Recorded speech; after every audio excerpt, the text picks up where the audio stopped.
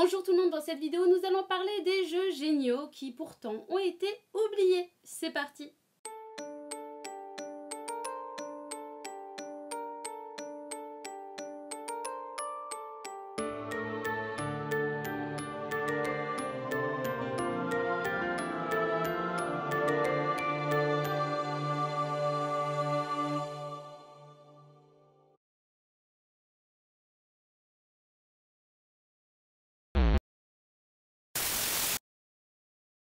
Parasite Eve. Parasite Eve est un jeu vidéo de survival horror et de jeu de rôle d'action de 1998 sur PlayStation 1 développé et publié par Square. Le jeu est une suite du roman Parasite Eve écrit par Hideaki Sena. Ce roman avait même été adapté en film avant la sortie du jeu et c'est aussi le premier jeu de la série de jeux vidéo Parasite Eve. On suit l'histoire de l'officier de police de New York du nom de Aya sur une période de 6 jours en 1997 alors qu'elle tente d'arrêter Eve, une femme qui envisage de détruire la race humaine par la combustion humaine spontanée après avoir assisté à un spectacle à l'opéra où Aya aurait survécu à une attaque. En effet, la cantatrice, Melissa Pierce, qui est en fait Eve, se transformera sous le regard surpris des spectateurs qui se mettront subitement à prendre feu. L'équipe en charge du développement de Parasite Eve était constituée de plusieurs ex-membres de Capcom, débauchés par Squaresoft, donc le développement du jeu ne s'est pas fait avec des débutants. Le côté survival horror se retrouve principalement dans l'exploration et les déplacements alors que les combats se tournent plus vers le jeu de rôle. Vous avez le choix de plusieurs armes selon si vous voulez affronter vos ennemis de loin ou de près, et une jauge de parasite énergie qui est la mana du jeu correspondant à votre limite de magie. Le côté jeu de rôle se retrouve bien dans le fait de perdre des points de vie, de gagner de l'expérience et de passer des niveaux pour améliorer votre équipement par exemple.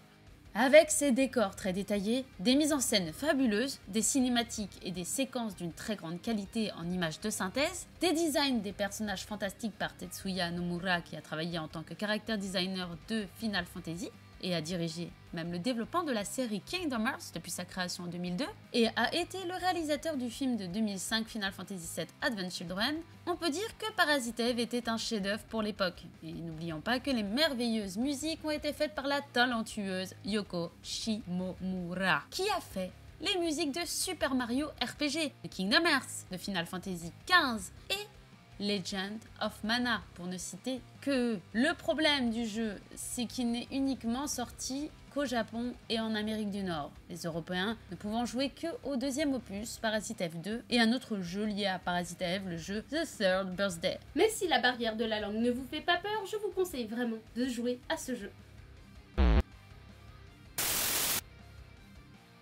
Grandia est un jeu vidéo de rôle développé par Game Arts et édité par Ubisoft en 1997. D'abord sur la Saturn avant d'arriver sur la PlayStation en avril 2000. Justin, un adolescent avide d'aventure, a reçu en héritage de son père la pierre d'esprit. Il se rend plus tard dans des ruines pour les visiter et y découvre un passage secret grâce à la pierre de son père. Une mystique l'attendra dans ce passage secret et lui racontera l'histoire des Icariens, une civilisation ancienne et disparue qui prospérait et qui était plus évoluée. C'est ainsi que Justin part sur un nouveau continent pour découvrir les secrets et mystères cachés de la civilisation Angelou. Les personnages sont représentés par des sprites en 2D animés, évoluant dans un environnement en 3D. Possédant une jauge d'attaque, des points de vie, des points de magie, etc., cela ressemble au Final Fantasy, ce qui n'est pas pour déplaire aux fans de Chocobo. Mais il ne faut pas trop les comparer non plus, bien évidemment. Le jeu est notamment apprécié par son scénario d'aventure et de civilisation perdue, mais aussi de sa jouabilité, car son gameplay dynamique et fluide est un véritable régal. Les décors sont magnifiques et nous plongent dans un univers très fantastique, et la bande sonore s'adapte parfaitement à tous les moments de l'aventure.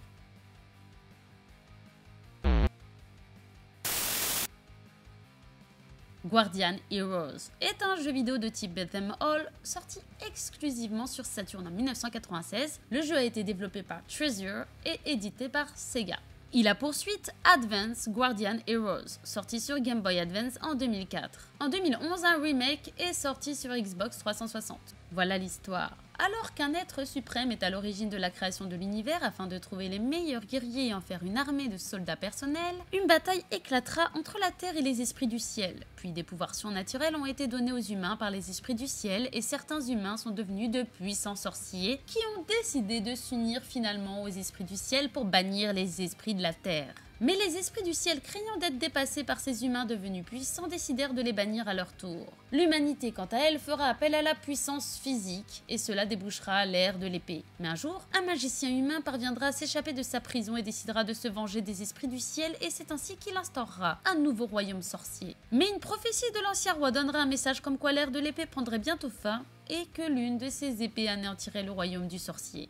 Pour éviter que cette prophétie se réalise, ce dernier interdit alors toute utilisation d'épée. Et c'est ainsi que l'on incarne un jeune guerrier qui, avec l'aide de l'âme du héros légendaire appelé le guerrier zombie, affrontera le terrible mage. Les héros, car on peut choisir quel personnage on veut incarner, car on a le choix, forment un groupe d'aventuriers qui un jour trouvent une épée. Et se font ainsi surprendre par les soldats du royaume. Innovant et stimulant, ce jeu est une sacrée réussite et est globalement bien accueilli. Ainsi, le joueur devra faire des choix qui modifieront le déroulement de l'histoire. Nous avons accès à énormément de mouvements normaux et spéciaux. Cela permet des combats diversifiés grâce à son gameplay formidable. On peut faire même de jolis combos. Le mode multi était aussi jouissif et il faut dire que c'était rare à l'époque. Le titre nous plonge dans un univers héroïque fantasy dont le but, c'est de tuer les ennemis. Le héros se balade donc dans des niveaux truffés d'ennemis et à chaque fois qu'il frappe un ennemi, il gagne de l'expérience pour finalement monter de niveau. Ce qui est l'objectif phare de ce jeu, c'est vraiment de combattre et combattre, dans un univers coloré avec ses héros charismatiques et ses méchants maléfiques. Un jeu super et très distrayant à faire, absolument.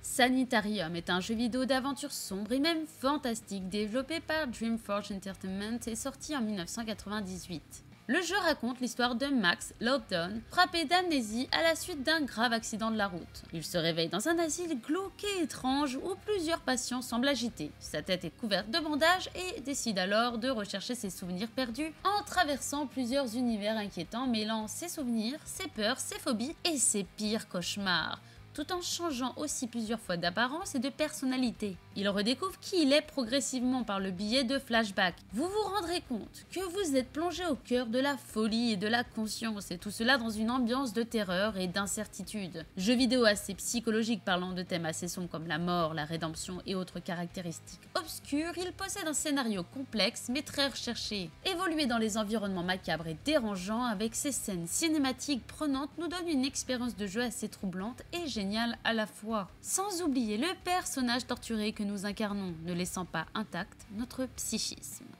L'ambiance glauque et sordide est très bien mise en valeur par la bande sonore et les décors savent nous engendrer des émotions tout au long du jeu.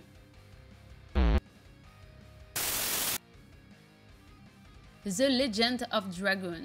Jeu vidéo de rôle développé et édité par Sony Computer Entertainment en 1999 sur PlayStation, le jeu se déroule dans un univers d'heroic fantasy où se côtoient les dragons, les humains et la magie. Combat au tour par tour, chaque personnage attaque ici en utilisant des combinaisons à l'exception des archères Shanna et Miranda qui utilisent une attaque normale. Shanna, l'amie d'enfance de Dart, qui est le héros du jeu, se fait kidnapper après l'incendie de son village par l'armée de l'Empire totalitaire du Sang d'Or, sans que personne ne sache pourquoi. Dart possède un artefact ayant appartenu à son père qui le suit partout, et ce fameux artefact se révèle être l'âme de Dragon, le dragon aux yeux rouges, ayant existé il y a plus de 11 000 ans. Et c'est ainsi que Dart va essayer de retrouver Shanna et il devra retrouver les 6 autres âmes de Dragon et les 6 personnes qui pourront les utiliser dans le but de faire revivre la légende du dragon. Dart se redécouvrira peu à peu des capacités prodigieuses qui lui permettront de se transformer en Dragoon, c'est-à-dire une créature mi-homme, mi-dragon. Ah, The Legend of Dragon, un classique culte sur PS1. Un jeu merveilleux, totalement sous-estimé alors qu'il est incroyable. La réalisation graphique, les cinématiques et les mises en scène sont juste exceptionnelles et magnifiques. On est impressionné par la qualité des décors et des couleurs ainsi que des effets de lumière. Durée de jeu très longue, les combats sont quant à eux variés grâce au fait que les attaques sont diversifiées et la possibilité de faire des combos rend l'expérience très dynamique. Le gameplay est riche mais assez classique quand même. En tout cas, ce jeu est vraiment à faire si vous aimez les RPG. Virtua Fighter 2 est un jeu vidéo de combat développé par Sega M2 et édité par Sega en 1995 sur Model 2. Il a fait l'objet d'un portage 2D sur Mega Drive. Converti sur Saturn en 1996, il sera le jeu le plus vendu de la console avec 2,2 millions d'unités. Il a été réédité sur PlayStation 2 sous le titre Sega Age 2500 Series Volume 16 Virtua Fighter 2. Virtua Fighter 2 parle d'un tournoi de combat où les plus grands combattants du monde cherchent à concourir pour la renommée et la gloire. Malheureusement, le tournoi est organisé par le sinistre syndicat G6 qui a l'intention d'utiliser les informations recueillies durant celui-ci pour perfectionner son cyborg de combat. Mais l'aspect histoire n'est pas vraiment une caractéristique importante dans ce jeu. C'est un jeu de combat 3D 1v1 où les joueurs sélectionnent un personnage qui possède son propre style de combat et tentent de l'utiliser pour vaincre une série d'adversaires. Acclamé par la critique pour son gameplay et ses graphismes révolutionnaires, il a introduit l'utilisation de personnages 3D en texture mapping et a été l'un des premiers jeux vidéo à utiliser la technologie d'animation par motion capture. Le jeu a connu un véritable succès mérité à sa sortie et est toujours apprécié aujourd'hui. D'ailleurs, Virtua Fighter et Virtua Fighter 2 sont devenus les jeux d'arcade les plus vendus de Sega de tous les temps, dépassant Outrun. Et Virtua Fighter 2 est également devenu le jeu le plus vendu au monde pour la Saturn et reste le jeu Saturn le plus vendu au Japon avec 1,7 million d'exemplaires vendus. Avec ses graphismes merveilleux et son gameplay jouissif, ce jeu est un classique des jeux de combat. Silver. Silver est un jeu vidéo de type action RPG sur PC, Macintosh et sur Dreamcast de 1999. On incarne David, un jeune chevalier qui décide d'aller sauver Jennifer, son épouse, qui a été enlevée par le sorcier maléfique Silver. Comme toutes les autres femmes du royaume de Jara ayant l'âge de porter un enfant, pour choisir son épouse. Dans ce royaume où règne la terreur, David voudra faire payer les crimes de ceux qui les gouvernent. Composé d'une succession d'écrans 2D sur lesquels les personnages sont animés en 3D, les graphismes sont magnifiques. On ne peut pas le nier, ils sont réussis. Quant à la musique, elle accompagne tous les moments de l'aventure et illustre bien toutes les actions. Simple et plaisant à jouer, ici le gameplay est un régal. Vraiment, ce jeu est un chef-d'œuvre oublié. Nomad Soul est un jeu vidéo d'action-aventure développé par Quantic Dream, édité par Eidos Interactive sur PC en 1999. Le jeu est porté sur Dreamcast en 2000. L'intrigue se passe dans un univers futuriste en 3 dimensions où le joueur va explorer la ville d'Omicron, une ville placée sous le contrôle d'un ordinateur intelligent et enfermée sous un dôme de verre la protégeant du violent climat extérieur. Ce monde dépeint un monde futuriste mêlant la technologie dans un univers glauque, mais aussi la magie et la religion. La ville possède un régime politique totalitaire à l'ambiance cyberpunk subversive. Tout d'abord, on peut transférer son esprit dans 30 personnages différents. D'ailleurs, David Bowie prête ses traits et sa voix à l'un des habitants d'Omicron. On commence par être un policier à qui on a investi le corps dans l'objectif d'enquêter sur la ville et ce qui s'y passe et lutter contre les côtés sombres de cette mystérieuse et obscure ville. En fait, un officier de police nommé Kyle emprunte une brèche dimensionnelle et va dans l'univers parallèle où se trouve le joueur pour lui demander son aide afin de sauver son monde, en rejoignant la ville d'Omicron et en transférant son esprit dans son corps. Voilà comment commence cette aventure. Plongé dans un univers glauque mélangeant politique totalitaire, meurtre en série, prostitution et violence, ce jeu possède une ambiance assez sombre mais qui nous intrigue du début jusqu'à la fin. Le jeu est véritablement bien travaillé, que ce soit les graphismes richement détaillés, la bande-son qui est terriblement bien adaptée, l'histoire profonde qui donne à réfléchir, le mécanisme de réincarnation ou le système de combat, tout est bien réalisé pour apprécier le moment de jeu. C'est un jeu qu'il faut essayer car vraiment il mérite qu'on y fasse attention. Voilà pour cette vidéo, j'espère que je vous ai donné envie de jouer ou même de rejouer à ces jeux. En attendant la prochaine, je vous dis bonne game à tous, bye bye.